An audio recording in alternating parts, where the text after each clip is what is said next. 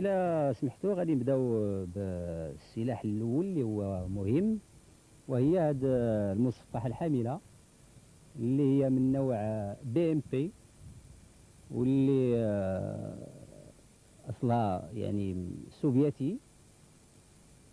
وهي تتكون عندها ثلاثة أسلحة مهمة. أولا هذا الصاروخ اللي هو تيبلغ المسافة نتاعو حتى 3000 مترو.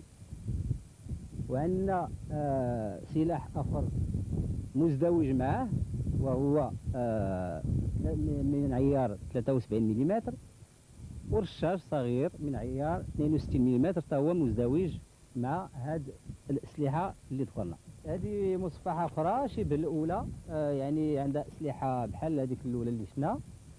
وزيادة على ذلك فإن هذه الأسلحة يعني عندها واحد يعني زيادة على السلاح، عندها واحد العتاد باش يمكن تشوف حتى بالليل.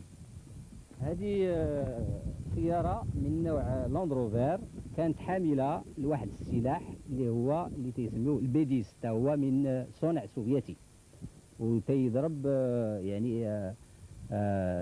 تيضرب من عيار 73 ملم. هذه سيارة من نوع تويوتا، يعني حاملة لسلاح ثقيل، وهو الرشاش المزدوج اللي من عيار 73 ملم، اللي هو أيضا زيادة على اللي مضاد للسيارات، فهو أولا مضاد للطائرات. هذه هي سيارة أخرى حاملة الرشاش اللي قلنا من عيار 23 ملم.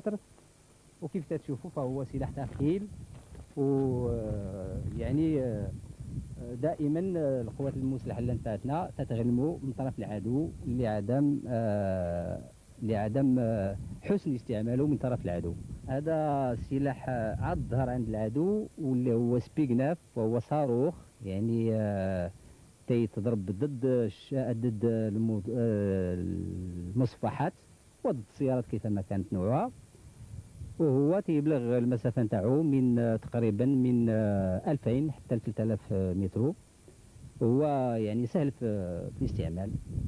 هذه روكيت، يعني صاروخ صغير من نوع 73 ملم، اللي هو تيستعملوه في هذا السلاح اللي تيسمى البي 10، وحتى هو كذلك من صنع سوفيتي.